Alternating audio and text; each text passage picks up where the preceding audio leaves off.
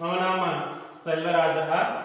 अहम् उपन्यासकः संस्कृत विभागे आंध्रप्रदेश जूनियर कलाशालायां कार्यं कुर्वन् अस्मि।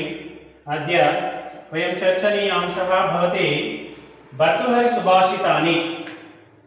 एतत् पाठ्यभागः इंटरमीडिएट प्रथमवर्षे भविष्यति। अत्र रचनाकारः भवति भर्तृहरिः। अयं भर्तृहरि सुभाषिते वयं पश्यामश्चेत् किञ्चित् भर्तृहरेः विषये भर्तृहरि महाकविः शकपुरुषस्य विक्रमार्कस्य भ्राता इति काचित् कथा श्रूयते।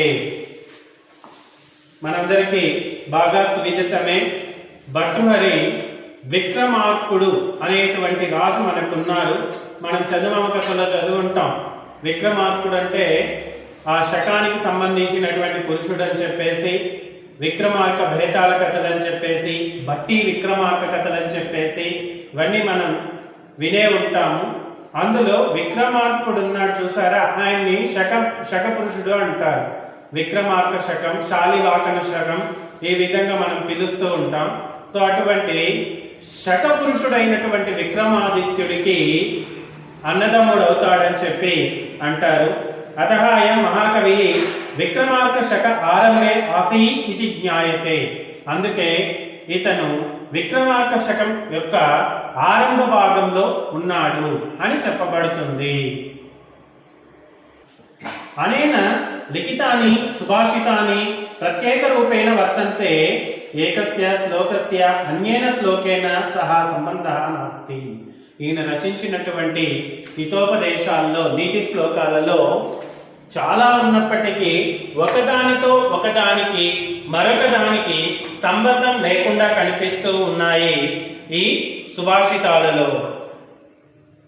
తత్ కావ్య నీతి శృంగార వైరాగ్య శతక రూపేణ విభక్తిమాసి. ఈ కావ్యాలు భర్తృహరి సుభాషితం అనేటువంటి ఏ కావ్యం అయితే ఉందో అది శృంగార నీతి వైరాగ్య శతకాలుగా విభజించబడి ఉంది. అస్య మహాకవేః ప్రతిభ నితరాం విలసతి. ఈయన ప్రతిభ చాలా గొప్పగా కీర్తింపబడుతూ ఉంది. ఇందులో మీరందరూ కూడా నక్షత్రాకారం ఉన్నటువంటి పద్యాలని కంఠస్థం చేయాల్సినటువంటి పరిస్థితి ఉంది. పదవిభాగం, ప్రతిపదార్థం, అన్వయం ఇవన్నీ కూడా మీ పరీక్ష దృష్ట్యా అడగడం జరుగుతుంది. కాబట్టి ప్రతి ఒక్కరూ కూడా మీ పుస్తకంలో ఉండేటువంటి నక్షత్రాకారం అయినటువంటి శ్లోకాలను నేర్చుకోవలెను. ఇకపోతే మొదటి శ్లోకం, పాఠం పేరు భర్తృహరి సుభాషితాని. ఇందులో మొదటి శ్లోకము చూద్దాం ఇప్పుడు.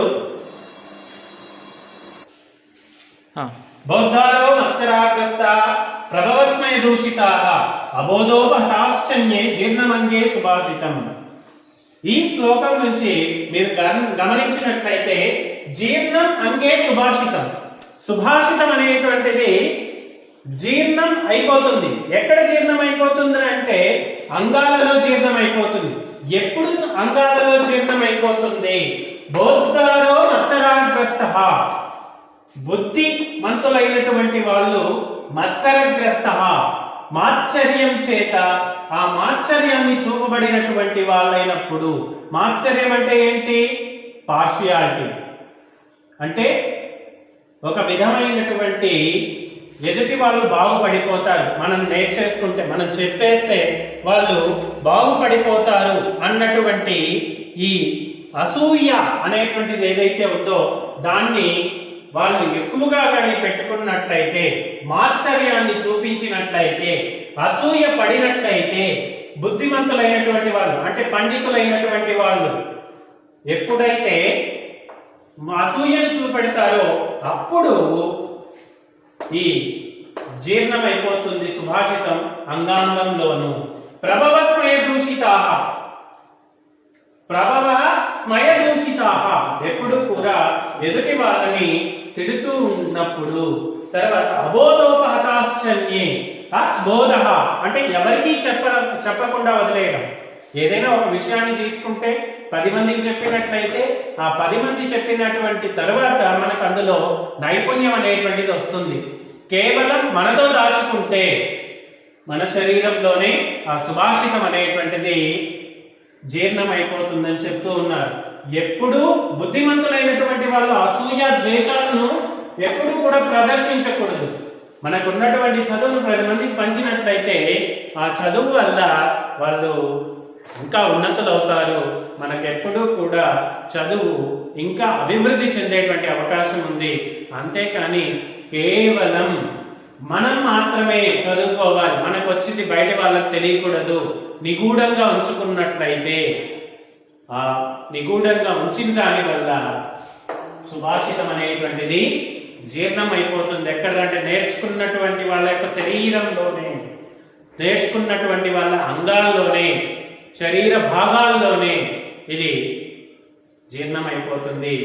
దీన్ని బాగా గమనించుకుంటే మన భర్తృహరి మనకు చెప్పదలసినటువంటి విషయం ఏమంటే, మనం మళ్ళీ మళ్ళీ ఇతరులతో మనకు తెలిసినటువంటి విషయాన్ని షేర్ చేసుకున్నట్లయితే, పంచుకున్నట్లయితే తద్వారా మనకు తెలిసిన విషయాలు ఇతరులకు తెలిసి దాన్ని కష్ట సుఖాలు అనేటువంటివి చెప్పగలుగుతారు అని చెప్పి చెప్తూ ఉన్నారు. ఇది మొదటి శ్లోకం. రెండవ శ్లోకం చూడండి. స్వాయత్తమేకాంత హితం విదాత్ర వినిర్మితం చాదనం అజ్ఞతాయాః విశేషతః సర్వవిధం సమాజే విభూషణం మౌనం అపండితానాం. విభూషణం మౌనం అపండితానాం. విభూషణంగా పిలువబడుతుంది ఏది? మౌనం. అంటే భూషణం అంటే అలంకారం, విభూషణం అంటే అలంకార రహితంగా కనబడుతుంది. ఏది అలంకార రహితంగా కనబడుతుంది అంటే మౌనం అనేటువంటిది అలంకార రహితంగా కనబడుతుంది. ఎవరి విషయంలో? పండితానాం, పండితుల విషయంలో కనబడుతుంది. ఎందుకు మౌనం విభూషణంగా కనిపిస్తుంది పండితుల విషయంలో అంటే, స్వాయత్తం ఏకాంత విహితం విదాత్ర. స్వాయత్తం అంటే తనకు తెలిసినటువంటి ఆ రహస్యాన్ని తనకు తానుగా విదాత్ర ధరించాలి. దాన్ని ఏకాంతంలోనే దాని గురించి చర్చించాలి. 10 మంది మధ్య మనకు తెలిసినటువంటి రహస్యాన్ని బట్టబయలు చేయకూడదు. ఎప్పుడు అంటారు, మన చేతిలో ఉండేంత వరకు, మన చేతిలో ఉండేటువంటి వస్తువు ఎవరికి తెలియదంట. ఏముంది? అది గాలి కావచ్చు, నీరు కావచ్చు, మరేదైనా కావచ్చు. ఇది ఎప్పుడైతే గుప్పెడు తెలుస్తామో అప్పుడు ఏమవుతుందంటే ఇందులో ఉన్నటువంటి విషయం అందరికీ తెలిసిపోతుంది. కాబట్టి అటువంటి రహస్యాన్ని మనము ఏకాంతంలో మాత్రమే చర్చించుకోవాలి. 10 మంది ముందు ఎప్పుడు రహస్యాలను చర్చించకూడదు. తను ఏకాంతంగా ఉన్నప్పుడు విధాత్ర బయట పెట్టాలి. అంతేకాని వినిర్మితం చాదనం అజ్ఞతాయాః, అజ్ఞానత్వంతో మనం మన యొక్క స్థితిని వినిర్మితం నిర్మించుకోకుండా ఉండిపోవడం అంటే మనం బిల్డప్ అవ్వాలి, కానీ ఇంకా పతనం అనేటువంటిది పొందకూడదని చెప్తున్నారు. ఇది విశేషంగా సర్వవిధం సమాజం, ఈ సమాజానికి అన్ని విధాలా తగినటువంటి విశేషం అయ్యా అని చెప్తూ ఉన్నాడు. అందుకే ఇక్కడ చెప్తున్నాడు, పండితులైనటువంటి వాళ్ళు మౌనం ఆశ్రయించినట్లయితే ఆ మౌనం ఆ పండితుడికి విభూషితంగా తయారవుతూ ఉంది. కాబట్టి ఏ పండితుడు కూడా, ఏ బుద్ధిమంతుడు కూడా, ఎవరైనా సరే కేవలం తమ యొక్క బుద్ధి జ్ఞానాన్ని ప్రయోగించకుండా కేవలం ఊరగా కూర్చున్నట్లయితే అది వారి వినాశనానికి దారి తీస్తుంది అని చెప్తూ ఉన్నాడు. ఇది 2వ శ్లోకం. 3వ శ్లోకం మనకు అంబోజినీ విహార విలాసమేవ హంసస్య హంతి వితరాన్ కుపితో విధాత నత్వస్య దుగ్ధ జలభేద విహౌ ప్రసిద్ధం వైదగ్ధ్య కీర్తిం అపహర్తుం అసో సమర్థః. వైదగ్ధ్య కీర్తిం అపహర్తుం, వైదగ్ధ్య కీర్తి అంటే పొందినటువంటి కీర్తి ఏదైతే ఉందో చెప్తూ ఉంటారు. తరగతిలో బాగా చదివేటువంటి పిల్లోని గురించి ఉపాధ్యాయులు చెప్తూ ఉంటారు, ఇతడు బాగా చదువుతాడు, ఇతడికి చదువు బాగా నేర్చుకుంటాడు అని చెప్పేసి. ఒకవేళ అటువంటి పరిస్థితుల్లో ఎవరైనా పిల్లలు ఎత్తుకొని పోయి అతని పుస్తకం దాచిపెట్టినంత మాత్రాన అతని చదువు అతనికి దూరం అయిపోతుందా? అదే విధంగా ఇక్కడ కూడా చెప్తూ ఉన్నాడు, కీర్తి సంపాదించుకున్నటువంటి కీర్తి ఏదైతే ఉందో అది అపహరించడానికి అంటే దొంగతనం చేయడానికి సమర్థులు ఎవరైనా సమర్థులు అవుతారా? తనలో దాచుకున్నటువంటి జ్ఞానాన్ని కానీ, తనలో ఉండేటువంటి విశేషాన్ని కానీ, తనలో ఉండేటువంటి ప్రతిభను కానీ ఎవరైనా దొంగలించుకుని వెళ్ళిపోగలరా? అలా దొంగలించటానికి ఎవరు సమర్థులు కారు అని చెప్తున్నాడు. దానికి ఉదాహరణగా చెప్తూ ఉన్నాడు, చూడండి. అంబోజినీవన విహార విలాసమేవ హంసస్య హంతి నితరాం కుపితో విధాత. విధాత అంటే మనకు జన్మనిచ్చినటువంటి వాడు ఎవరు? బ్రహ్మ. ఈ బ్రహ్మ హంసస్య హంతి నితరాం కుపిత, కోపం చెందినటువంటి వాడై అంబోజిని వన విహార విలాసాన్ని, అంబోజిని అనేటువంటిది వనం, సత్యలోకంలో ఉండేటువంటి వనం, ఆ వనాల్లో విహరించడం అనేటువంటిది అంటే తిరుగాడడం అనేటువంటి చర్య ఏదైతే ఉందో దాన్ని, ఆ విలాసవంతమైనటువంటి భాగాన్ని హంతి ఆపగలడు. కేవలం ఆ హంసల యొక్క ఆ వనంలో తిరిగేటువంటి ఆ విలాసవంతమైనటువంటి ఆ చర్యని ఆపగలడు. అంతేగాని ఆయన కోపం అక్కడి వరకే. నత్వస్య దుగ్ధ జలభేద విధౌ, నా చేయలేడు. దేన్ని చేయలేడు అంటే త్వస్య, దానికి సహజ గుణం ఏంటి? హంసల యొక్క సహజ గుణాన్ని మీరు ఎప్పుడైనా విన్నారా? వాటికి పాలను నీళ్లను వేరు చేసేటువంటి స్వభావం ఉంది. ఆ వేరు చేసేటువంటి స్వభావం ఏదైతే ఉందో దానిని దుగ్ధం అంటే క్షీరం, పాలు, ఆ పాలని జలం అంటే నీరు, ఈ రెండింటిని వేద విధం విచ్ఛిన్నం చేసేటువంటి స్వభావం, దానిని ప్రసిద్ధం చేయలేదు. ఒక్క స్టూడెంట్ బాగా చదువుతున్నాడని చెప్పి అసూయ చెంది ఆ స్టూడెంట్ దగ్గర నుంచి పుస్తకం తీసుకెళ్లి విద్యార్థులైనటువంటి మీరు గమనించే ఉంటారు. తరగతిలో చదివే విద్యార్థి పరిస్థితి ఎలా ఉంటుందంటే బాగా చదివేవాడి పుస్తకం ఎత్తుకెళ్ళి చింపి పడేయడం, బాగా చదివేటువంటి విద్యార్థి పుస్తకాలు ఎక్కువ కనిపించకుండా వేసేయడం, ఈ విధమైనటువంటి ఆటంకాలు కలిగిస్తూ ఉంటారు. అటువంటి ఆటంకాలు ఉన్నప్పటికీ అతను ఏం చేస్తాడు? అతని స్వప్రతిభతో ఇంకా ఉన్నత స్థానానికి ఎదుగుతాడు. అదే విషయాన్ని ఇక్కడ మనకు బాగా వివరించి చెప్పాడు. పొందినటువంటి కీర్తి వల్ల ఎవరు కూడా ఆ పొందినటువంటి కీర్తిని అపహరించలేరు. చదువుకున్నటువంటి చదువుని అన్నదమ్ములు పంచుకోలేరు, పాలు ఎవరు తీసుకుపోలేరు, దొంగలించలేరు అన్నట్టు ఇక్కడ పొందినటువంటి కీర్తిని అపహరించడానికి ఆ దైవానికి కూడా సాధ్యం కాదని చెప్తూ ఉన్నాడు ఈ భర్తృహరి తన సుభాషితంలో. ఇది 4వ శ్లోకం. జాడ్యం దియోహరతి సించతి వాచి సత్యం మానోన్నతిం దిశత పాపమపాకరోతి చేత ప్రసాదయతి దిక్షు తనోతి కీర్తిం సత్సంగతి కరే కిన్న కరోతి పుంసాం. ఎంత బాగా చెప్పారు చూడండి. జాడ్యం దియః హరతి సించతి వాచి సత్యం మాన ఉన్నతిం దిశతి పాపం అపాకరోతి చేత ప్రసాదయతి దిక్షు తనోతి కీర్తిం సత్సంగతి కరే కిన్న కరోతి పుంసాం. సత్సంగతి కథయా, సత్సంగత్యం అనేటువంటిది ఎటువంటి ఫలితాన్ని ఇస్తుందిరా అంటే పుంసాం మానవుడికి చేత ప్రసాదయతి దిక్షు తనోతి కీర్తిం, దిక్కులకు నీకెన్ని దిక్కులుంటే ఆ దిక్కులు అన్నిటికీ కూడా ప్రసాదయతి ప్రసరింపజేస్తూ ఉంది. దేనిని ప్రసరింపజేస్తూ ఉంది? తనోతి కీర్తి, నీవు పొందినటువంటి కీర్తిని ప్రసాదింపజేస్తూ ఉంది. నీవు పొందినటువంటి కీర్తిని వ్యాపింపజేస్తూ మానోన్నతి దిశకి పాపమపాకరోతి. నీవు చేయదలుచుకున్నటువంటి పాపం ఏదైతే ఉందో దాన్ని దిశతి పగలగొడుతుంది. అంటే నువ్వు పాపం చేయకుండా అడ్డుకుంటూ ఉంది. అదే జాడ్యక్రియోహర్తి సించతి వాచి సత్యం.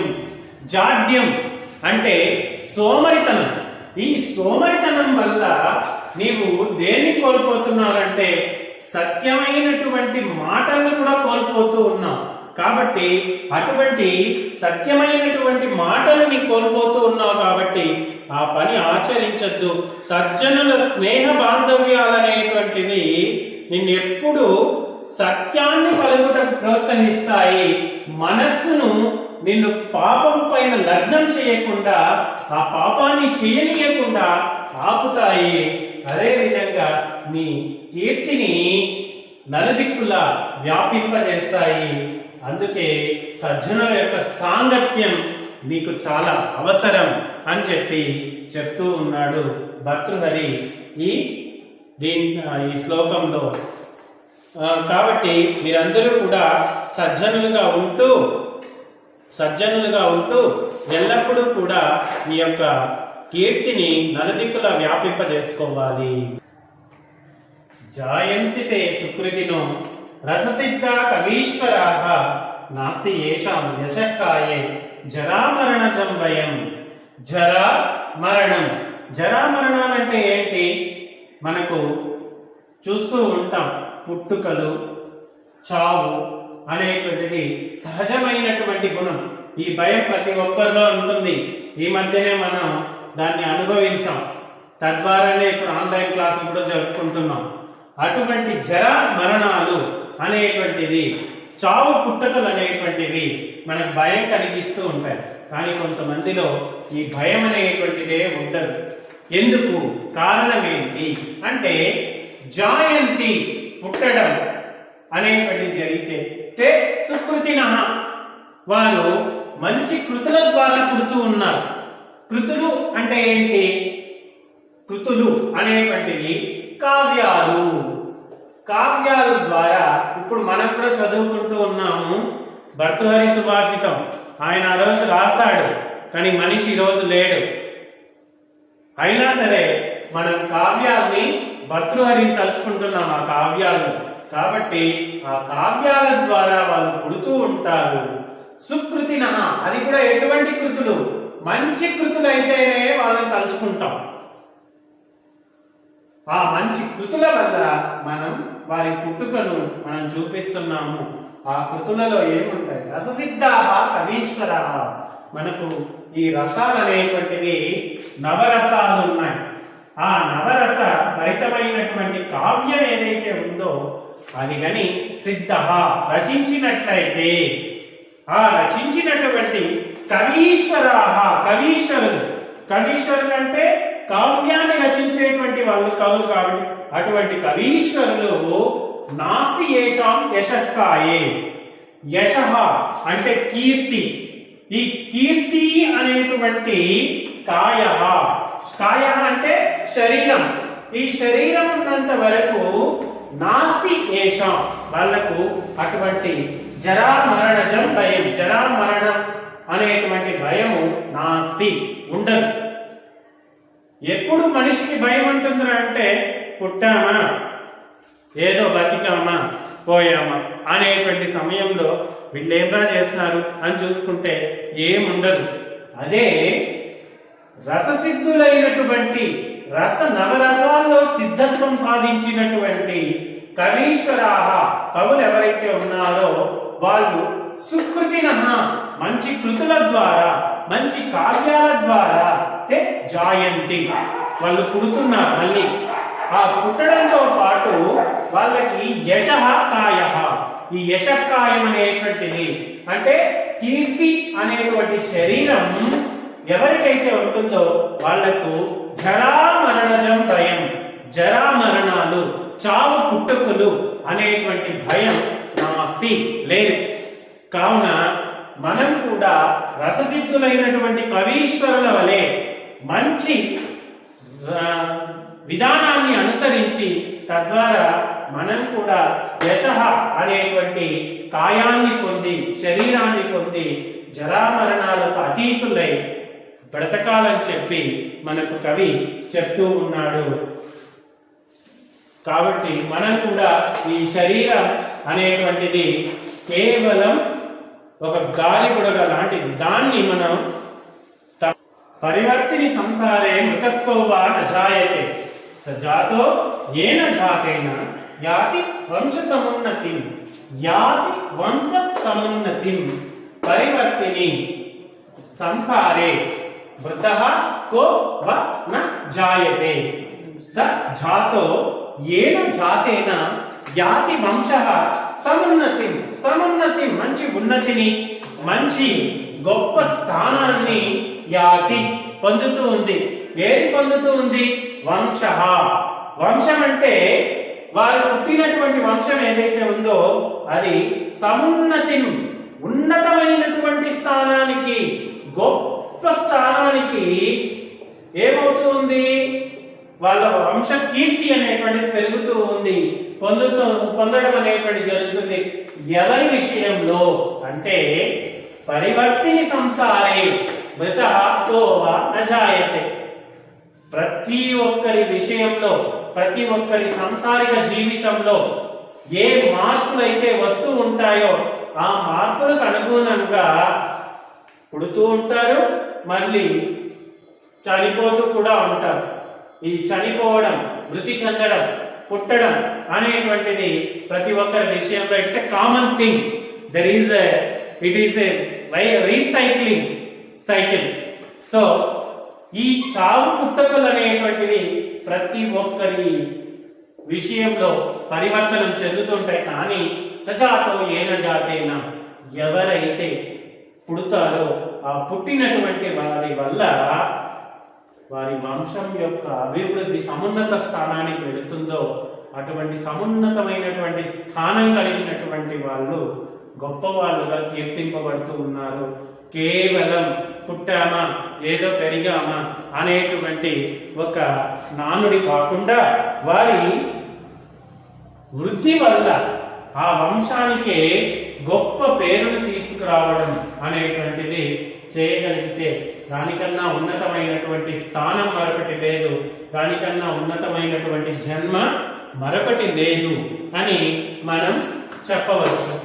ఇకపోతే తరువాత ఈ శ్లోకం తరువాతి శ్లోకం చూసినట్లయితే చూడండి, కుసుమ స్తవకస్యైవ ద్వయీ వృత్తి మనస్వినః మూర్తివ సర్వలోకస్య సీర్యతే వన ఏవవా. మీరు గమనిస్తూ ఉంటారు ఇంటి దగ్గర కుసుమాలు. కుసుమం అంటే ఏంటి? కుసుమాలని చాలా సుకుమారమైనటువంటి వాటితో పోలుస్తాము. ఈ కుసుమాలు అంటే పువ్వులు. పువ్వుల యొక్క స్వభావం ఎట్లా ఉంటుంది? స్తవకస్యైవ వాటి యొక్క గుత్తులు. స్తవకాలు అంటే గుత్తులు. మనకు పూల గుత్తులు కనిపిస్తాయి చూసారా? మనం ఇప్పుడు ఆ పూల గుత్తులు వదిలేసి ఫ్లవర్ బొకేస్ అంటున్నాం. ఇట్లా చెప్తే మీకు బాగా అర్థమవుతుంది. ఆ బొకేస్ అనేటువంటి వాటి యొక్క పరిస్థితి ఎట్లా ఉంటుందో అంటే వాటికి రెండు వృత్తులు ఉన్నాయి. ఏ విధంగా రెండు వృత్తులో ఇక్కడే చెప్తారు. ద్వయీ వృత్తి మనస్వినమా, మనస్సు కలిగినటువంటి వాళ్లకు అంటే మంచి మనిషి స్వభావం కలిగినటువంటి వాళ్ళకి ద్వయీ వృత్తి రెండు రకాలైనటువంటి వృత్తులు కలిగి ఉంటారు. ఏ విధంగా పూలు ఏ విధంగా అయితే రెండు రకాలైనటువంటి వృత్తులు కలిగి ఉంటాయో అదే విధంగా ఈ మంచి మనస్సు కలిగినటువంటి వాళ్ళకు కూడా రెండు రకాలైనటువంటి మనస్తత్వాలు కలిగి ఉంటారు. ఏ విధంగా? మూర్ధ్నివా సర్వలోకస్య, సర్వలోకాలకు గొప్పవారు ఎవరు అంటే దేవతలు. మనం దేవతల్ని మహావిష్ణువుని 14 లోకాలకు అధిపతి అంటాము. మనకు ఈశ్వరుణ్ణి మనకు ముల్లోకాలకు అధిపతి అంటాము. ఆ విధంగా ప్రతి ఒక్క దేవుడు మనం పూలతోనే అర్చిస్తాం. ఆ విధంగా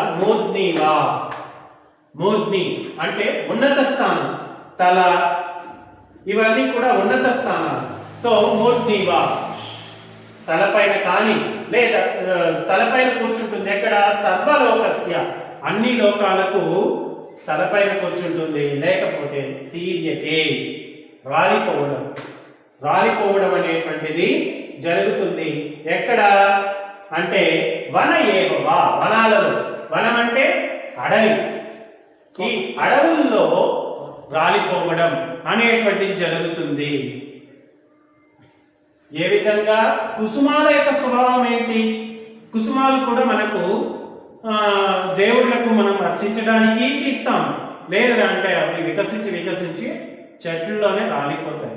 అదే విధంగా మంచి మనస్సు కలిగినటువంటి వాళ్ళు కూడా రెండు రకాలైనటువంటి స్వభావాలు కలిగి ఉంటారు. వాళ్ళు ఉన్నటువంటి స్థానంలో వాళ్ళకి అవకాశం కలిగినట్లయితే అందరి తలలో నాలుగులాగా వెలుగుతారు, లేదా వాళ్ళు ఉన్నటువంటి చోటనే ఆ మనస్తత్వంతోనే రాలిపోతారు అని ఈ శ్లోకంలో చెప్తూ ఉన్నారు. కాబట్టి ప్రతి ఒక్కరూ కూడా మన మనస్సుని కుసుమం లాగా తీర్చిదిద్దుకోవాలి. అలా తీర్చిదిద్దుకున్నప్పుడు ఏమవుతుంది అంటే మనం వనాల్లో కాకుండా నలుగురి మధ్యలో ఉండేటప్పుడు మన స్వభావం అనేటువంటిది, మన వ్యక్తిత్వం అనేటువంటిది బయటపడుతుంది. తద్వారా మనం మంచి ఉన్నతులుగా కనిపిస్తాము. సింహ శిశురపి నిపతతి మత మలిన కపోల భిత్తిషు గజేషు ప్రకృతి ఇయం సత్వగత న ఖలు వయః తేజసా హేతుః.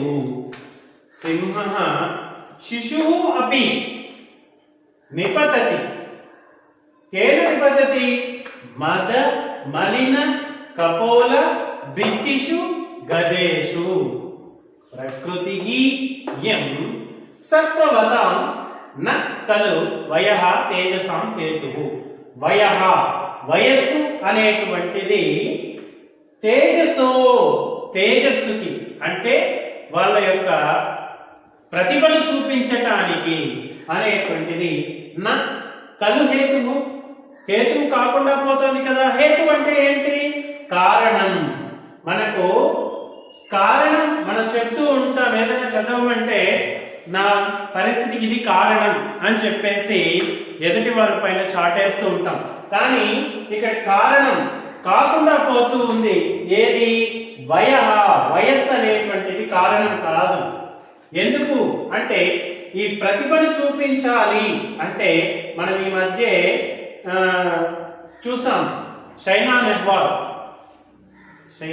నెహ్వాల్ ఆమె తన యొక్క 15 ఏళ్ళకి డిగ్రీ ఫినిష్ చేసింది.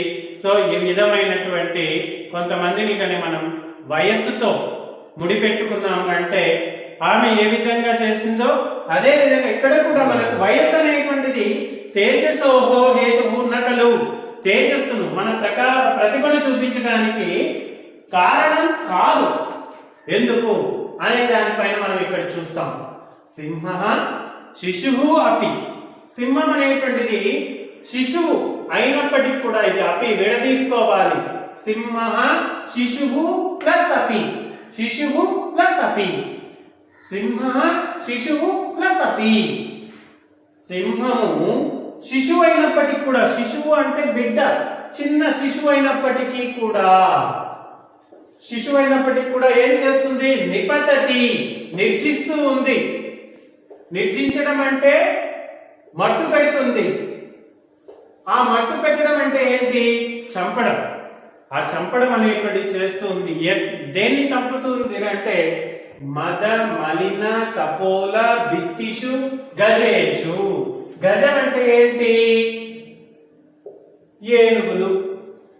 ఏనుగుల్ని మామూలుగా మీకు మనందరికీ తెలుసు. ఏనుగులు అనేటువంటి కుంభస్థలంలో ఉండేటువంటి ఏ మాంసం అయితే ఉందో ఆ మాంసాన్ని సింహాలు ఎక్కువగా ఇష్టపడతాయి. మన పెద్దవాళ్ళు చెప్తూ ఉంటారు, కొడితే ఏనుగు కుంభస్థలాన్ని కొట్టాలి. ఏనుగు కుంభస్థలంలో ఏముంది? సింహానికి ఆ కుంభస్థలంలో ఉండేటువంటి మాంసం అంటే చాలా ఇష్టం. ఆ మొత్తం ఏనుగుని చంపి అందులో ఉండేటువంటి ఆ మాంసాన్ని మాత్రం ఇది పూర్తిగా ఏనుగును వదిలి వెళ్ళిపోతుంది. కానీ ఇక్కడ చిన్న శిశువు అయినప్పటికీ సింహం అది వేరే తినదు. కేవలం ఏనుగు మదంతో కూడుకున్నటువంటిదైనా మాలిన్యం విసర్జిస్తూ ఉంటుంది. మదం ఎక్కింది అంటే దానికి మాలిన్యం కారుతూ ఉంటుంది, మదస్రావం అంటారు. సో అటువంటి మాలిన్యం కపోలం నుంచి బిత్తిషు పగలగొట్టి గజేషు వాటి గజాల యొక్క మాంసాన్ని తింటూ ఉంటుంది. ప్రకృతి ఇయం ఇది సహజ స్వభావం. దేని యొక్క సహజ స్వభావం? ప్రకృతి యొక్క సహజ స్వభావం. ఆ ప్రకృతి ఏం చేస్తుంది? అది అలానే తినాలి అని ఉంది. ఇది ప్రకృతి యొక్క సత్వగతం సహజ స్వభావం. అయ్యా వయ తేజసోహో హేతు నకలు. వయస్సు అనేటువంటిది ఈ తేజస్సుకి కారణం కాకుండా ఉంది కదా. ఏమి? నేను చిన్నపిల్లని కదా, నేను దీన్ని పగలగొట్టలేను కదా, కావున నేను తినలేను అని చెప్పి వదిలేయచ్చు కదా. ఆ ఏనుగులు కేవలం శిశువులైనప్పటికీ ఆ ఏనుగు యొక్క కుంభస్థలాన్ని అంటే ఫోర్ హెడ్, కుంభస్థలం అంటే ఫోర్ హెడ్, తల ముందుంటుంది చూసారా, తొండానికి పైన దాన్ని పగలగొట్టడం, దాంట్లో ఉండేటువంటి మాంసాన్ని తినడం అనేది చిన్న సింహమైన చేస్తూ వస్తోంది. అంతేకాని అయ్యో నేను చిన్న పిల్లని కదా, నేను చేయలేను, నేను కట్టలేను, నేను చంపలేను అని ఏ రోజు అనుకోదు. అది విషయం చిన్నదైనప్పటికీ దాన్ని సాధించడం అనేటువంటి దాంట్లో ఉంది గొప్పతనం. కావున మీరు కూడా అయ్యో నేను ఇంటర్మీడియటే, కరోనానే, నేను చేయలేనే, నేను చదవలేనే అని అనుకోకుండా ఈ ఆన్లైన్ క్లాసులు యూజ్ చేసుకొని కూడా చదవచ్చు. మీకు అర్థం కానటువంటి విషయంలో మీరు మా సలహాలు కూడా తీసుకోవచ్చు. దానికి మీరు ఈ ప్రోగ్రామ్ ఆర్గనైజ్ చేసే వాళ్ళ ద్వారా మమ్మల్ని పొందొచ్చు. కావున మీరంతా కూడా ఈ ఆన్లైన్ క్లాసుని చక్కగా చూసి నేర్చుకోవాలని అనుకుంటున్నాను. తరువాతి శ్లోకం చూద్దాం. ఇక ఈ శ్లోకం తరువాత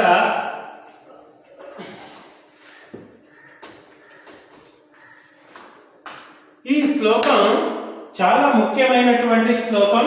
మీ పరీక్షల దృష్ట్యా చూసినట్లయితే ఈ శ్లోకం మీకు రావచ్చు. దానం భోగః నాశః తిస్రః గతయో భవంతి విత్తస్య యో న దధాతి న భుంక్తే తస్య తృతీయా గతిర్భవతి. దానం భోగః నాశః ఈ మూడు. తిస్రః అంటే తీన్ అనేటువంటిది మనకు హిందీ పదం. తీన్ అంటే మూడు అనే అర్థం. తిస్రః అంటే ఈ మూడు ఏదైతే ఉన్నాయో సంస్కృతంలో తృతీయం అంటే మూడు అనే అర్థం. దాన్ని తిస్రః అని చెప్పి మనకు డిస్ప్లే గతయః భవంతి విత్తస్య యో న దదాతి న భుంక్తే తస్య తృతీయా గతిర్భవతి. తస్య తృతీయా గతిర్భవతి. ఇప్పుడే చెప్పా తృతీయం అంటే మూడు అన్నాను. తస్య అతడికి తృతీయా గతిర్భవతి మూడవ గతి పడుతుంది. ఏట తృతీయా గతి? తృతీయం అంటే మూడు అనే అర్థం. ఈ మూడవ గతి ఏంటి అంటే ఇప్పుడు చూద్దాం. దానం ఇది మొదటి గతి. దానం అనేటువంటిది మొదటిది. అలానే భోగం ఇది రెండవది.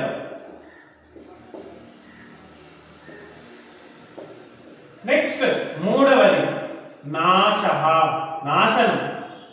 నాశనం అనేటువంటిది మూడవది. ఇక్కడ చూడండి ఒక్కొక్కటి ఒక్కొక్క పరిస్థితి. దానం అనేటువంటిది మొదటి స్థానం. ఏదైనా మనం సంపాదించినప్పుడు ఆ సంపాదించిన దాంట్లో పెద్దవాళ్ళు అంటారు కృష్ణ రామ అని చెప్పేసి దాన ధర్మాలు ఆచరించాలి అని చెప్పేసి. అటువంటి సమయంలో దానం, సంపాదించిన దాన్ని దానం చేయటం.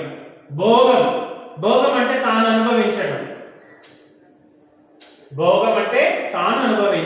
తాను అనుభవించకుండా అట్లే వదిలిపెడితే నాశనం. ఇది 3వ స్థానం. 2వ స్థానం భోగం, 3వ స్థానం నాశనం. ఈ మూడిట్లో గతయో భవంతి విత్తస్య. విత్తస్య, విత్తం అంటే డబ్బు. విత్తం అంటే ఏంటి?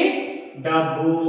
ఈ డబ్బుకి గతయః భవంతి, గతి, గతులు, మొదటి గతి, రెండవ గతి, మూడవ గతి అనేటువంటిది ఈ గతులు ఏవైతే ఉన్నాయో భవంతి ఉన్నాయి. డబ్బుకి ఏమున్నాయి? ఈ 3 గతులు ఉన్నాయి. మొదటిదేమో దానం, రెండవది భోగం, మూడవది నాశనం అనేటువంటి ఈ 3 గతులు ఉన్నాయి.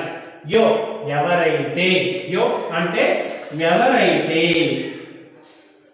ఈ ఎవరైతే ఏం చేస్తారు అంటే న దదాతి, పక్కన వాళ్ళకి ఇవ్వరు. దదాతి అంటే ఇవ్వడం, ఇవ్వకుండా, ఇవ్వకుండా. నా భుంక్తే, భుజించడం. భుంక్తే అంటే భుజించడం. భుజించడం అనేటువంటిది కూడా చేయరు. భుజించడం అనేటువంటిది కూడా నా చెయ్యరు. ఎవరైతే న దదాతి ఇవ్వరో, ఎవరైతే న భుంక్తే తినరో, తాను తినరు, ఎదుటి వాళ్లకు పెట్టరు, అటువంటి వాళ్లకు తస్య అంటే అటువంటి వారికి తృతీయా గతి భవతి. తృతీయా గతి, తృతీయా గతి భవతి. 3వ గతి వస్తుంది. మొదటి గతి ఏంటి? దానం. ఈ దానం వల్ల మంచి లోకాలు అనేటువంటివి సంప్రాప్తిస్తాయి, మంచి మంచి పనులు అనేటువంటివి జరుగుతాయి. తద్వారా వాళ్ళకి పుణ్యం వస్తుంది. భోగం అనుభవించటం, తాను అనుభవిస్తే తనకు ఉన్నంత వరకు సంతోషం కలుగుతుంది, పోయిన తర్వాత దేవుడెరుగు. ఈ 2 జరిగినప్పుడు నాశః, నాశనం. తెలుగులో అంటారు కదా, తాను తినక పరులకు ఇవ్వక దాన్ని రాజులు పాలు చేశారని చెప్పేసి, అదే విధంగా దానము, భోగము, నాశనం. ఈ 3 దశల్లో గతులు, ఈ 3 దశలు అనేటువంటి విత్తానికి ఉంది, డబ్బుకుంది. ఆ డబ్బు ఎవరైతే న దదాతి, ఎవరికైనా ఇవ్వకుండా ఉంటాడో, న భుంక్తే తాను తినకుండా ఉంటాడో, తస్య అతనికి తృతీయా గతి భవతి, 3వ గతి అనేటువంటిది సంప్రాప్తిస్తుంది అని చెప్పి చెప్తూ ఉన్నారు. ఇప్పుడు తర్వాత శ్లోకం చూద్దాము. చూడండి, అకరణత్వం, అకరణ విగ్రహ పరధారే పరయోషతి చ స్పృహ సజన బంధు జనే షు వహ సహిష్ణుత ప్రకృతి సిద్ధ్యం ఇదం హి దురాత్మనః. దురాత్మనః, దురాత్మలు, దురాత్మలు అంటే చెడ్డవాళ్ళు. ఈ చెడ్డవాళ్ళకి ఒక స్వభావం ఉంది. ఎప్పుడు కూడా ఇది ప్రకృతి సిద్ధంగా వాళ్ళకి వస్తూ ఉంటుంది. ఈ స్వభావం అనేటువంటి ప్రకృతి సిద్ధంగా వస్తూ ఉంటుంది. ఏంటి ఆ స్వభావం?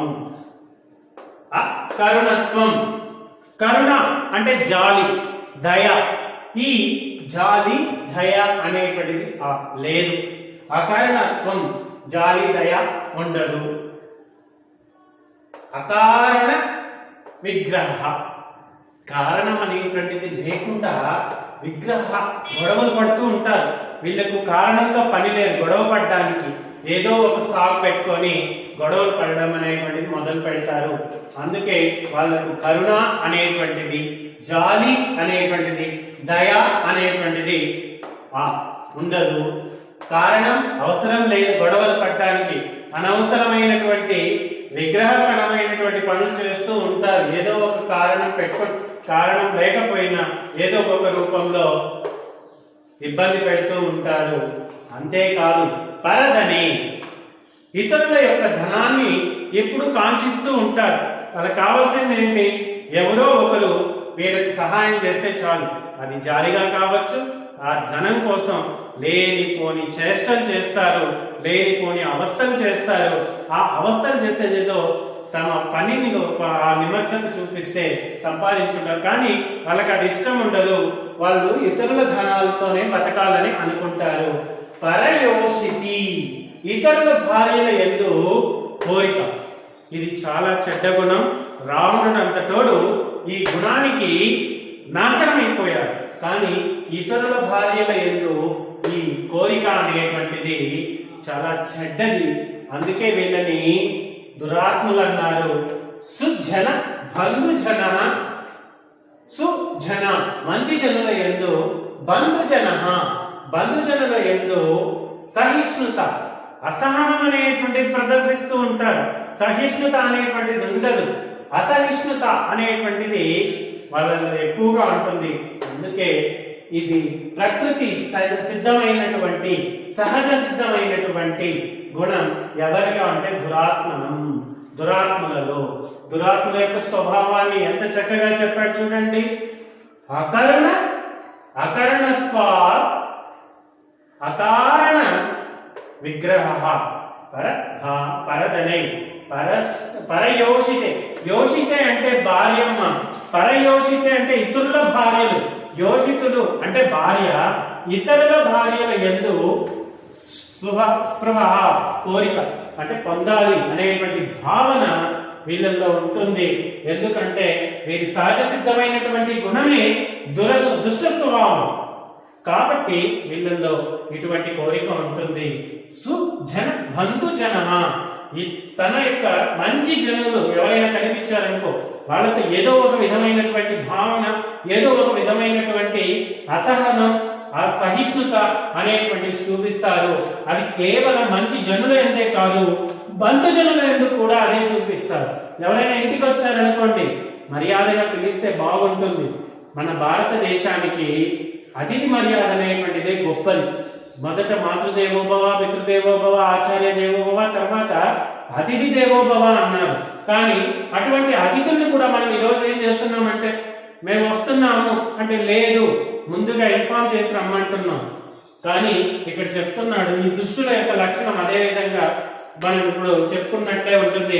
దురాత్మల యొక్క స్వభావం సహజ సిద్ధంగా వచ్చినటువంటి స్వభావం ఏంటంటే మంచి వారి ఎందుకు కానీ బంధుజనుల ఎందుకు కానీ అసహిష్ణుత అనేటువంటి చూపిస్తారు. ఇతరుల ధనం పైన ఆశ పెట్టుకుంటారు, ఇతరుల భార్యల పైన కోరికలు కలిగి ఉంటారు. అకారణంగా అంటే కరుణ లేకుండా తమ యొక్క గొడవలకు వెళ్తారు, కారణం లేకుండానే గొడవలు పెట్టుకుంటారు. కాబట్టి ఇటువంటి స్వభావం ఎవరిది అంటే దుష్టుల యొక్క గుణం. ఈ దుష్టుల యొక్క గుణం ఇది సహజంగా వస్తుంది, అసహజమైనటువంటిది కాదు. వాళ్ళేం కావాలని చేస్తారో లేకపోతే కావాలని చేయడం అనేటువంటిది లేదు. వాళ్ళు జన్మతః దుష్టులుగా చిత్రింపబడతారు. కాబట్టి వారి యొక్క స్వభావం ఈ విధంగా ఉంటుంది అని చెప్తూ ఉన్నారు. ఇది మనం ఈరోజు భర్తృహరి సుభాషితం నుంచి 10 శ్లోకాలు కంటిన్యూస్ గా నేర్చుకున్నాం. దీనికి సంబంధించి మీరు ఏదైనా డౌట్స్ అడగాల్సి వస్తే లేదా మీ యొక్క ప్రశ్నలకు సమాధానాలు కోరగలిస్తే మీకు ఫోన్ నెంబర్తో సహా మా ఈమెయిల్ ఐడి కూడా ఇస్తాము. క్లాస్లో ఉంటే ఫోన్ లిఫ్ట్ చేయబడదు. అదే విధంగా మీరు మెయిల్ ఐడి కూడా పంపచ్చు. నేను ప్రతిరోజు మెయిల్స్ చెక్ చేస్తాను, దాంట్లో భాగంగా మీకు సమాధానం కూడా ఇస్తాను. ఇది నా mail ID and contact number note చేసుకోండి. Contact number 9866855539. Mail ID selvakarnam007@gmail.com. Thank you everyone.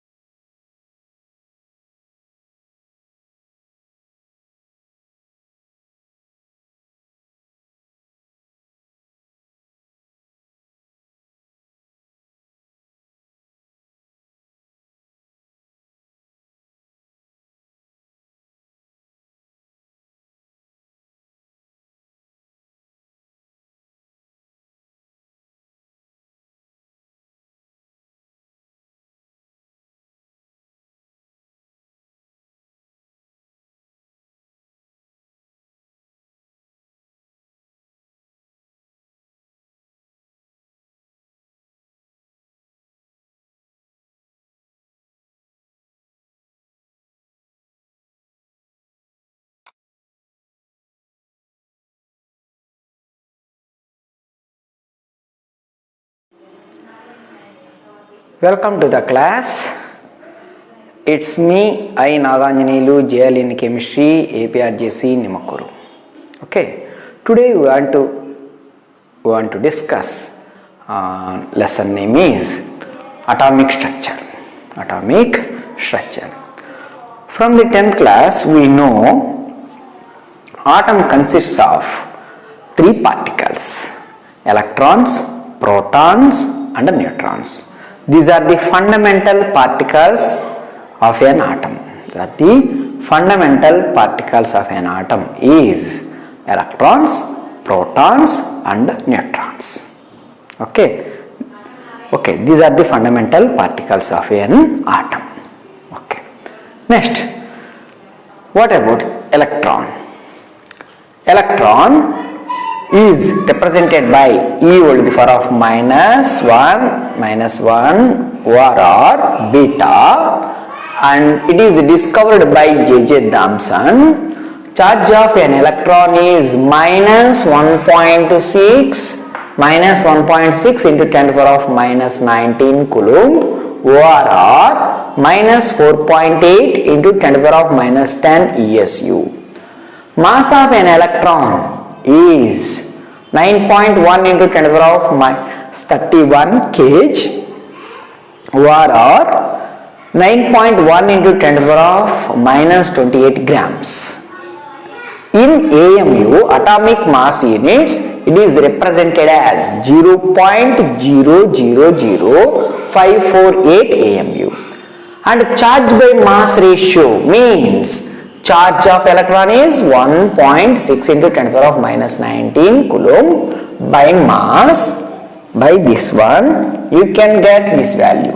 This value by this value, you can get the 1.76 into 10 to the power of 8 coulomb per gram. Okay. Next fundamental particle is proton. Proton means, what is the means of proton? Proton is ionized hydrogen atom. Ionized hydrogen atom.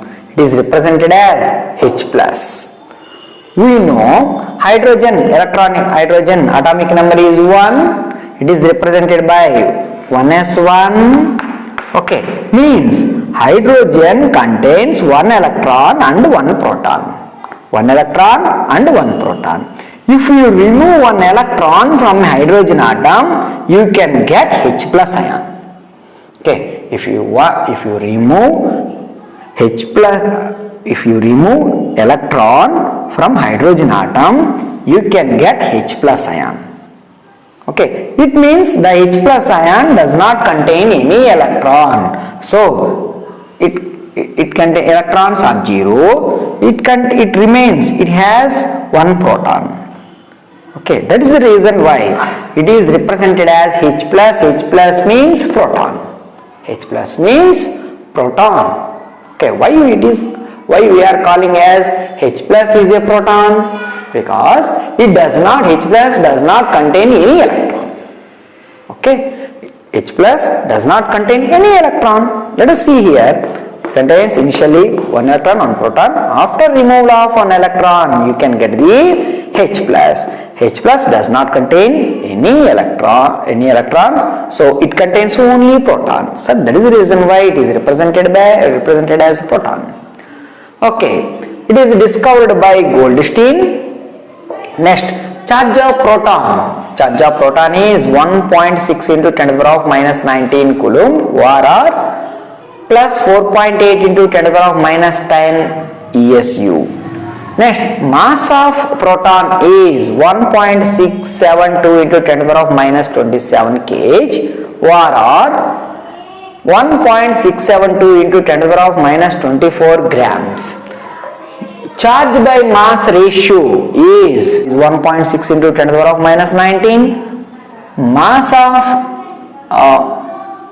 charge of proton here 1.6 into 10 to the power of minus 19. Mass of proton is 1.672 into 10 to the power of minus 28. This one by this one you can get the charge by mass ratio 9.58 into 10 to the power of 8 coulomb per gram. Okay. Next point, neutron. What is the means of neutron? Neutron is represented by 0 n whole to the power of 1. It is discovered by James Chadwick. Okay, charge of neutron is 0. Okay, only the fundamental particle which does not contain any charge is neutron. Neutron does not contain any charge. Next, mass of a neutron is 1.675 into 10 whole to the power of minus 27 kg, or 1.675 into 10 to the power of minus 24 grams. In AMU, 1.00893 AMU. Okay, and then charge by mass ratio of neutron is 0. Why? Charge is 0. 0 by something. It contains mass. So something 0 by something, 0 by something means to the 0. Okay, that is the reason why charge by mass ratio of a neutron is 0. Okay, why I am telling all those things? These points are very important to understand the intermediate chemistry, atomic structure in a better way. Okay, if you know the basic idea of what is the charge of an electron, what is the charge of proton, what is the mass of an electron, what is the charge by mass ratio, how do we calculate the charge by mass ratio of an electron or of a proton, of a neutron. So, what is the representation of an electron? What is the representation of proton? Why we are representing H plus for a proton, and how we can represent it as a neutron. Okay, these are the fundamental particles, and this is the introduction class for the atomic structure. Okay, introduction class for the atomic structure.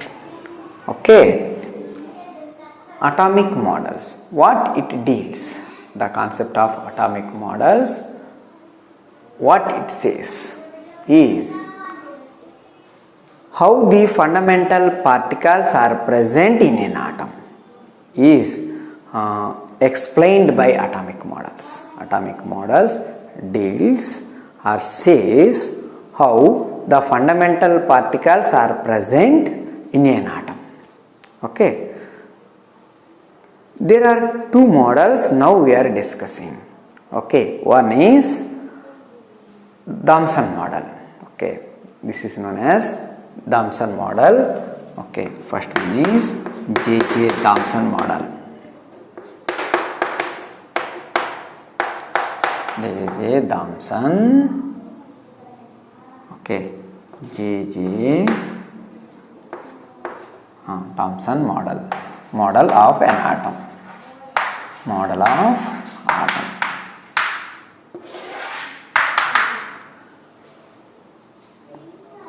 According to Thomson, J.J. Thomson model of an atom, okay, this is also known as watermelon model. Watermelon or plum pudding model. Plum pudding model or watermelon model. Watermelon model. According to this model, the positive charge is uniformly distributed throughout the atom. The positive charge is uniformly distributed throughout the atom, and electrons are randomly distributed or embedded in this positive charge. Okay, this is watermelon model or plum pudding model. Okay, let us assume it is a watermelon model. Okay, the whole positive charge is distributed, the positive charge is wholly distributed all the area. Okay, it is not distributed in a particular area, it is positive charge is distributed all the area. of an atom. Okay, and the seeds are represented as electrons. Okay, the seeds are represented as electrons. These are randomly distributed. The seeds are randomly distributed. Okay, this is known as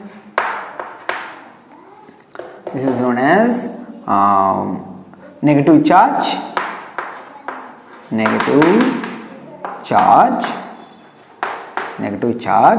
and this one, okay, this one is known as positive charge. Okay, positive charge.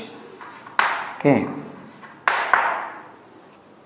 negative charge and positive charge. Positive charge is distributed in an atom.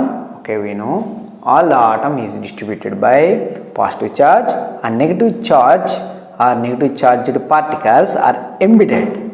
It means incorporated in an atom. Okay, like a watermelon.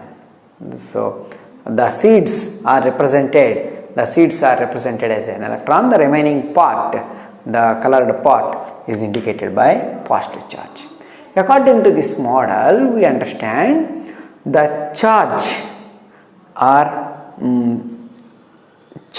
and mass are uniformly distributed. These are not concentrated at any part.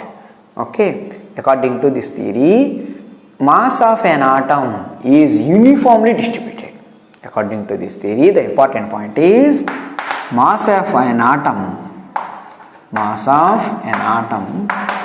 is uniformly distributed.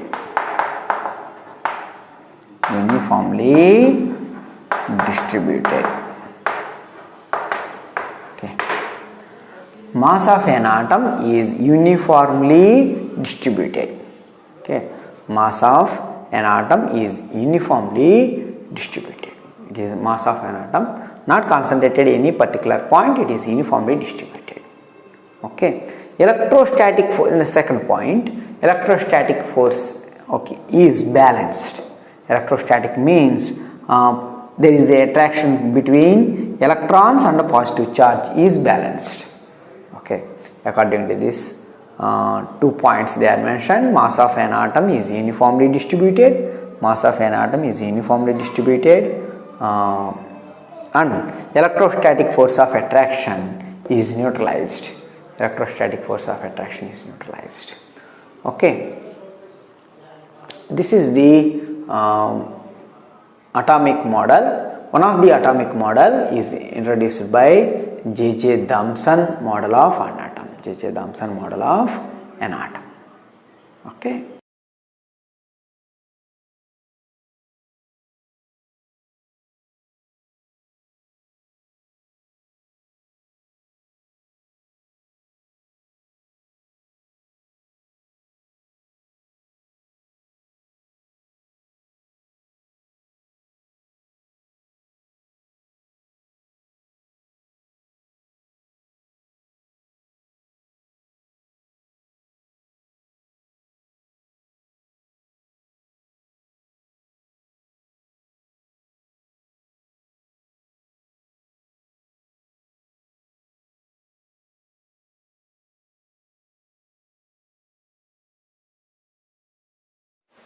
Welcome to the class. Today topic is Rutherford nuclear model of an atom. Okay, for this concept he has taken alpha particle source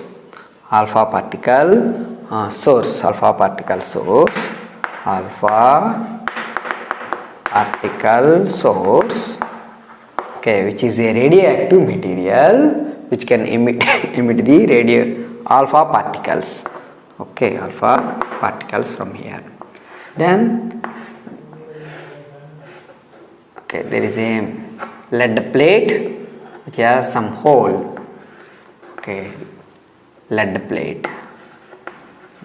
lead plate, and then these are passed through the lead plate, and then they are projected on a gold foil. The gold foil means it is a gold plate. Okay, say gold plate. Okay.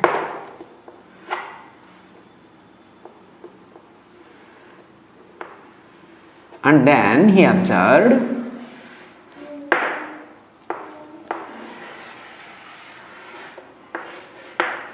okay, this is zinc sulfide screen, zinc sulfide coated, ZNS coated screen, ZNS coated screen. Okay, this is ZNS coated screen. Then most of the alpha particles are passed through this gold metal foil. This is gold metal foil. Okay, most of the what he observed is most of the alpha particles are come this in this way, and they are goes to zinc sulfide screen straight away. Okay, most of the rays are passed through this gold foil, but a few are deflected. A few of them is deflected like this. Okay, a few of them is deflected, and most of the rays are passed through this. Okay, and very few are come back. Okay, opposite, they are come back in opposite direction. Okay, this number is 1 out of 20,000. 20,000 alpha rays, only 1 out of 20,000 alpha rays, one is come back. Okay, from this experiment, what he observed is the observation 1, most of the alpha particles passed through the gold foil undeflected. We know most of the alpha particle pass through the gold foil undeflected. They go straight away. Okay, they pass through the gold foil without any deflection. They go straight away. Okay, next point he observed a small fraction of alpha particles was deflected by small angles. Okay, they are deflected a small angles. Okay, a small fraction of alpha particles, second point, alpha particles was deflected by small angles. Next, third observation, a very few, this number is very less, a few alpha particles bounce back. Okay, very few are bounce back. They straight away bounce back. Okay, these are the observations Rutherford is noticed. Okay, Rutherford noticed these three observations. Then he conclude. Okay, he conclude that most of the space in an atom was empty. Most of the space in an atom is empty. Okay, most of the space in an atom is empty, as most of the alpha particle pass through the foil undeflected. Okay, most of the space in an atom is empty, as most of the alpha particle pass through the foil is undeflected. What it means?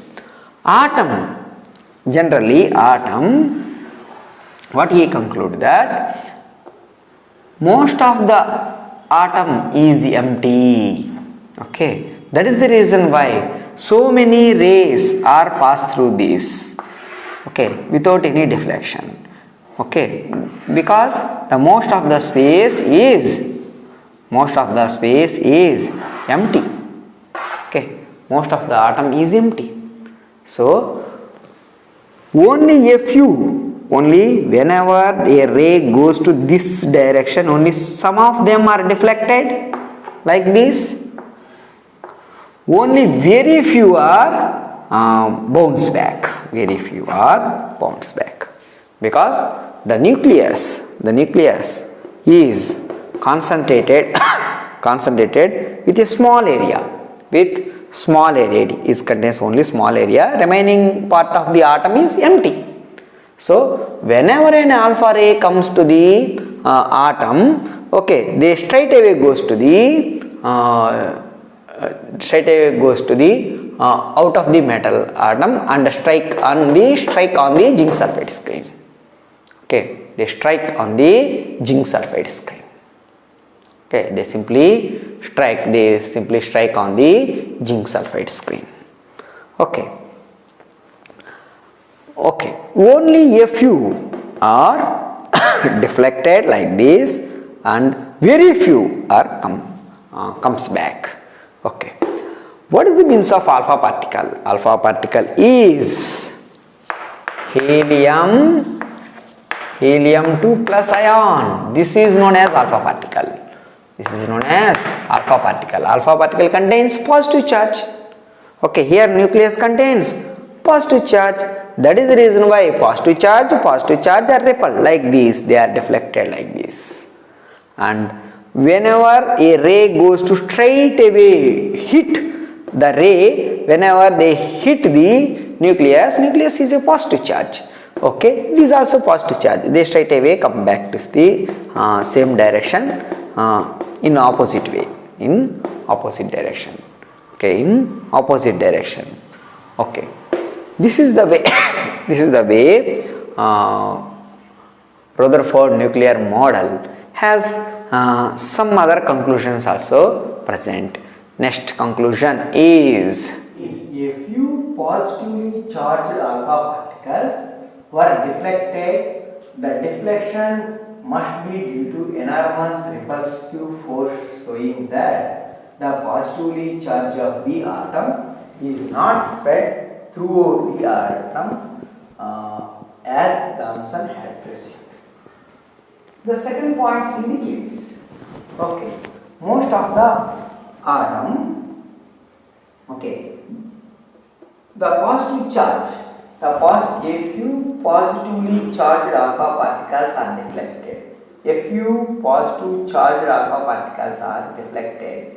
Deflection must be due to enormous repulsive force, showing that positive charge is not spread throughout the atom. Okay, according to Thomson model, the positive charge is spread throughout the atom. But here he concludes the positive charge only concentrated in smaller area. That is the reason why most of the rays are passed through this atom, but very few are deflected like this. Very few are deflected because the most of the atom does not contain the positive charge. Only small area contains the positive charge. That is the reason why most of the rays are passed through the atom, but only a few is deflected. Okay, this is against to the Thomson model. Thomson model says that positive charge is spread throughout the atom, but here the positive charge is concentrated only a limited area. This is the difference between Rutherford and Thomson model. Next, the third point, the volume of the nucleus is negligible as compared to the total volume of the atom. We know the area of the nucleus is very small than compared to the total volume of the atom. So this is the third conclusion. Okay. Next, according to this model, based on that observations and these conclusions, he proposed a model. Okay, nuclear model. Okay, this is known as Rutherford nuclear atomic model. Rutherford nuclear atomic model. Okay, according to his theory, okay, he proposed a theory based on observations and conclusions. He made a theory. Okay, this theory says the positively charged and most of the mass of the atom is densely concentrated in extremely small region. We know the mass of an atom is densely concentrated in smaller area. Most of the part is empty. The mass of an atom is only concentrated in smaller area. This is the His theory. This is the first point of His theory. Positive charge and most of the mass of an atom is densely concentrated on the smaller region. That is known as nucleus. Okay, nucleus. In an atom, nucleus is alone has greater mass. Or mass of an atom is only concentrated in a smaller region. That is known as nucleus. Okay, next. Second point here, according to his theory, the nucleus is surrounded by electrons. Okay, that move around the nucleus with very high speed in circular path is called orbit. Orbits. Okay, nucleus is surrounded by the electron. According to his theory, nucleus is surrounded by electrons. Electrons are revolving around the nucleus. These circular paths are known as orbits. These are known as orbits. Okay, these circular paths are known as orbits. The nucleus is surrounded by electrons that move around the nucleus with very high speed. Circular paths is called as orbits. These circular paths are called orbits. Okay, this is also a orbit. This is a nucleus. Nucleus. This is also orbit. Okay, this is also orbit. This is also orbit. Okay, one orbit and another orbit. Next, electrons and nucleus are held together by electrostatic force of attraction. Nucleus is concentrated on the center of atom and electrons revolving around the nucleus. Okay, these two, nucleus has positive charge and this is negative charge. Electron revolving around the nucleus has negative charge. These two, okay, nucleus and electrons, both of them have the force of attraction is known as electrostatic force of attraction. Okay, electrons and the nucleus are held together by electrostatic force of attraction. These two together, electron and the nucleus are held together by electrostatic force of attraction. Electrostatic force of attraction. Due to electrostatic force of attraction, electron revolving around the nucleus in an orbit, these together held together by electrostatic force of attraction. Okay, held together by electrostatic force of attraction. Okay, next, what are the defects? Okay, first of all, he made an experiment and then the observations, he made some observations, 3 observations. From that observation, he concluded 3 points, and from the observations and the conclusions, he made a theory. Okay, first of all, he made an experiment, and from the experiment, some observations. Then from the observations, he has concluded 3 conclusions. From the observation and conclusions, he made a theory. The theory says the 3 points. Okay, this theory says these 3 points. Okay, the theory is very simple. We know the most of the mass of an atom. First point, positive charge and most of the mass is concentrated at the nucleus. Nucleus is very small and electrons are revolving around the nucleus. This path is known as orbit. Okay, this held to the third point is these two are held together by electrostatic force of attraction. This is the very simple theory. These 3 are the points on the Rutherford atomic model. Okay, these are the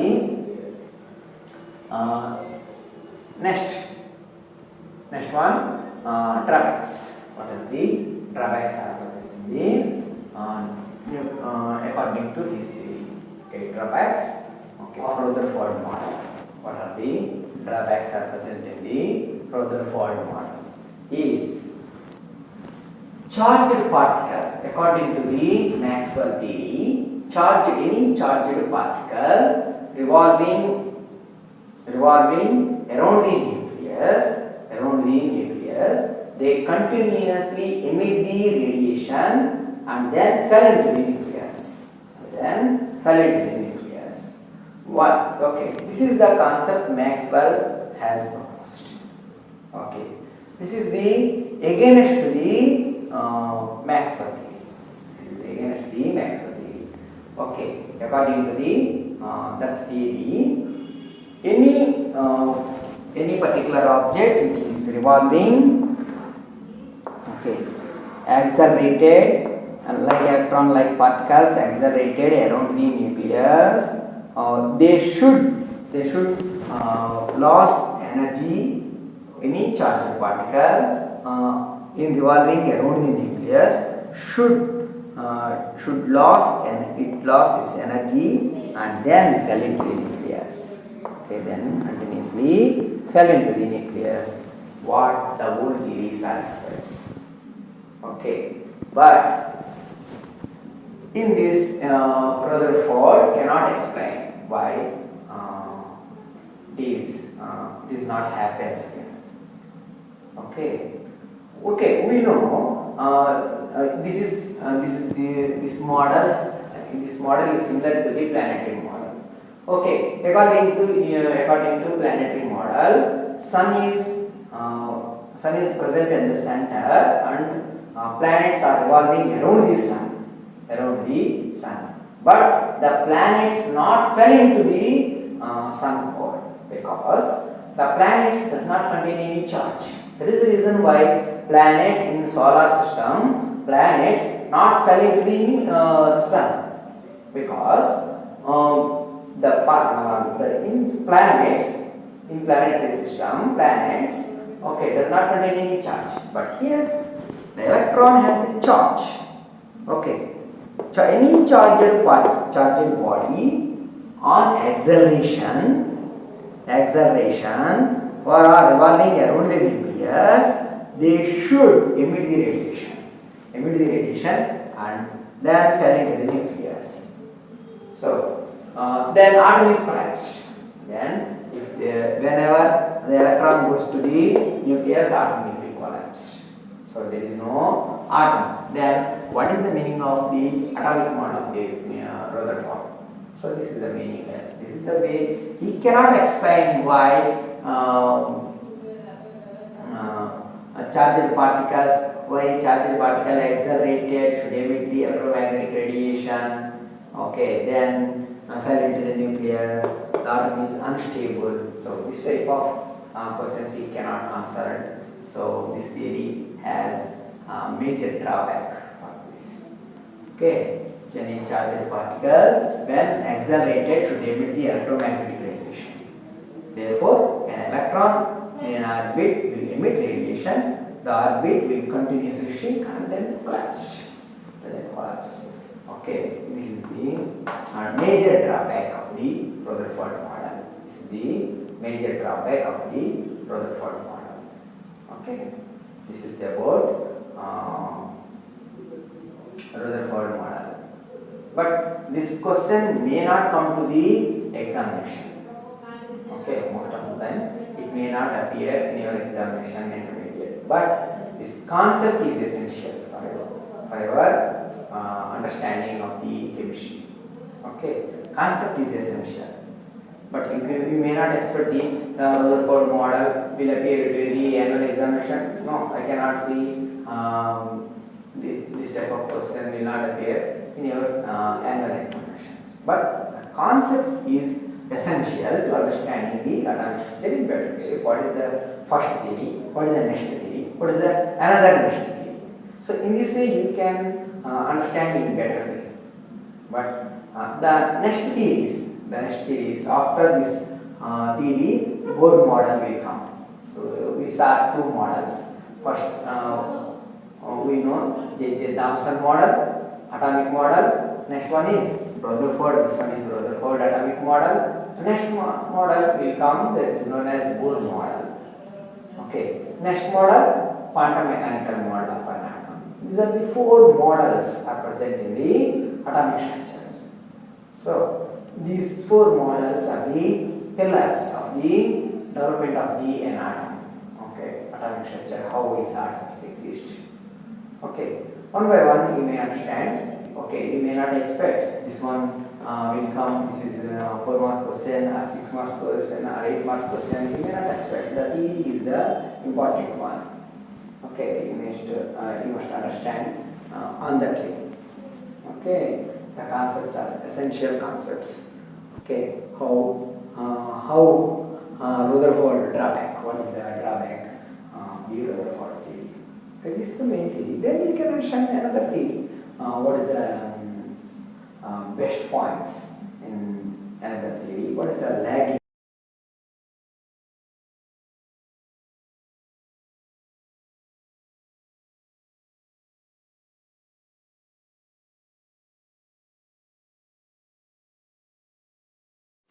Welcome to the class. Today topic is atomic number and mass number.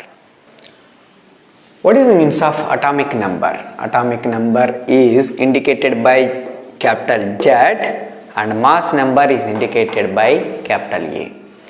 Okay, atomic number is equal to number of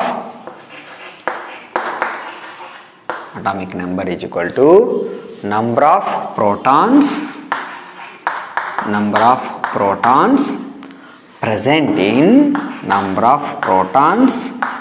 present in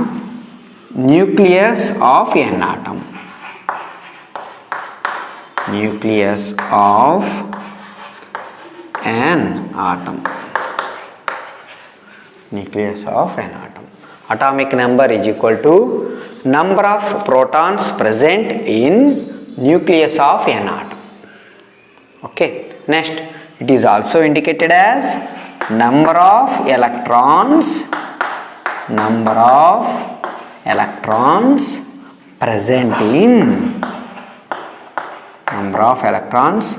present in neutral atom.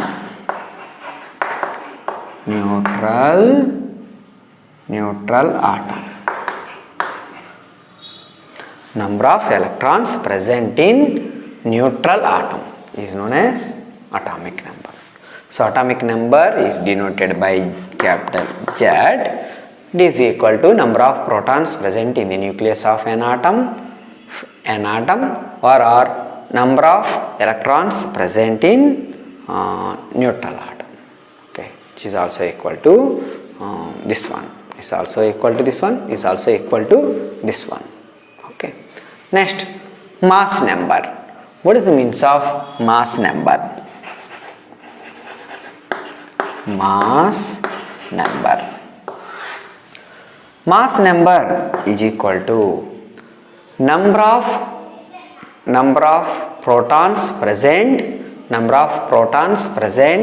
in an atom plus number of neutrons present in an atom. Okay, number of protons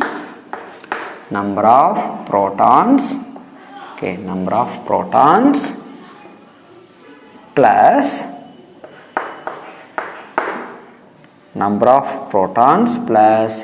number of neutrons. Of protons is indicated by Z and it is indicated by capital N, small n. Okay.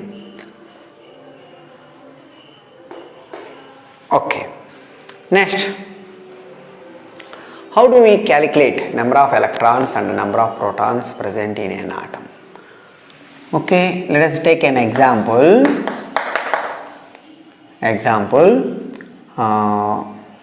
Bromine 35, mass number 18. Okay, here Z is equal to 35 means protons are 35 and electrons also 35 based on this expression. Okay, Z atomic number is equal to 35. So proton is equal to 35, electrons also 35. Okay, next, what is the means of mass number? From the mass number A, mass number is indicated as A. Okay, mass number A is equal to Z plus neutrons or P plus N, protons plus N, whatever it may be. Okay, okay, protons 80 is equal to, we know protons are 35 and neutrons. What is about neutrons? 80 minus 35 gives rise to 45. Okay. This is the way you can calculate number of protons are present, how many protons are present in an atom, how many electrons are present in an atom, how many neutrons are present in an atom. Okay. From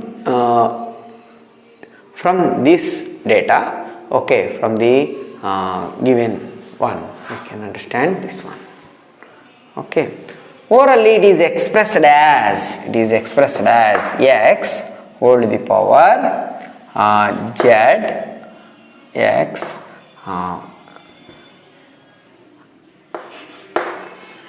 okay, z x whole to the power of a.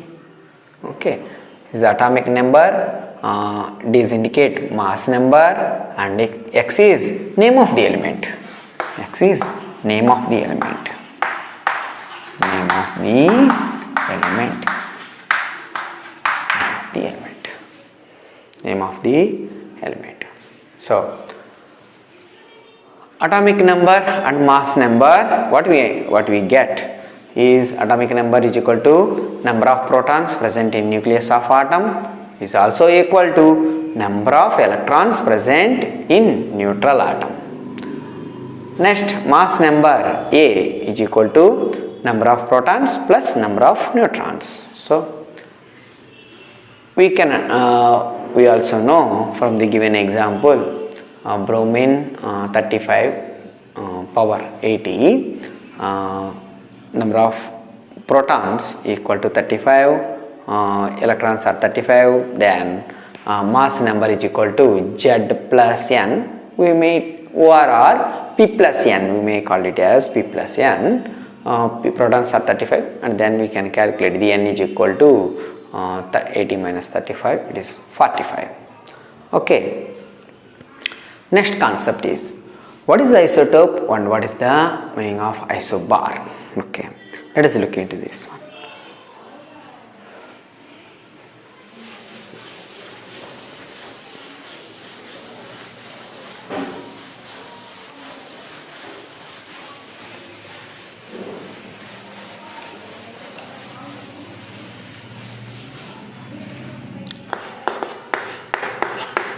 Isotope. Isotope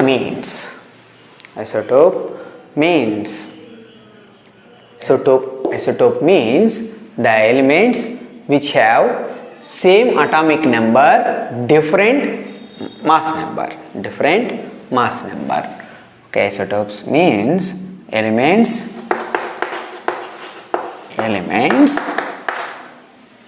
which have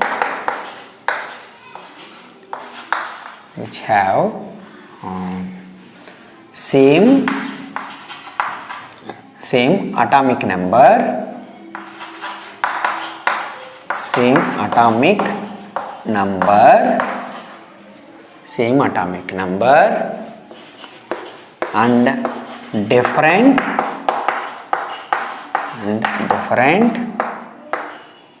mass number.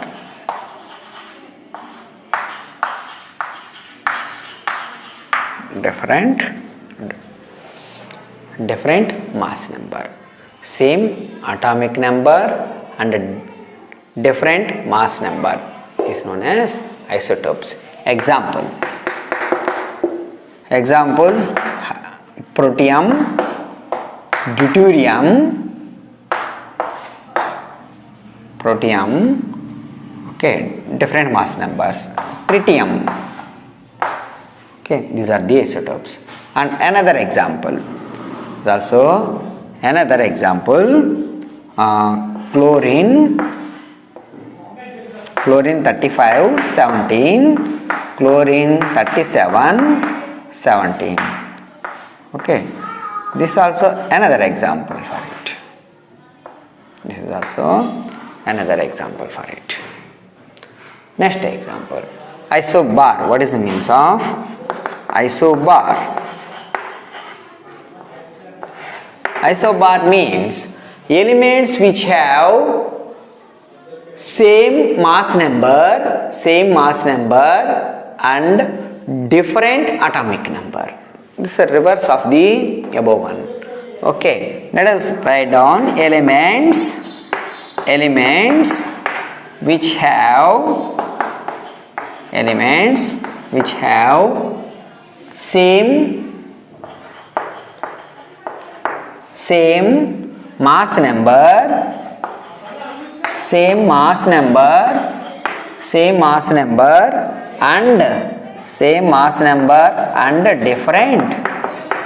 same mass number and different atomic number. Okay. Example for this is carbon 14 6 and nitrogen 14 7. So in these two, these are same mass number, different atomic numbers. So different atomic number, same mass number. These are the example for isobar. This is the example for isotope. Isotopes having different mass numbers, same atomic number. This is also same atomic number, different mass numbers. Okay, let us see different mass numbers, same atomic number. Here different atomic number, same mass number. Okay.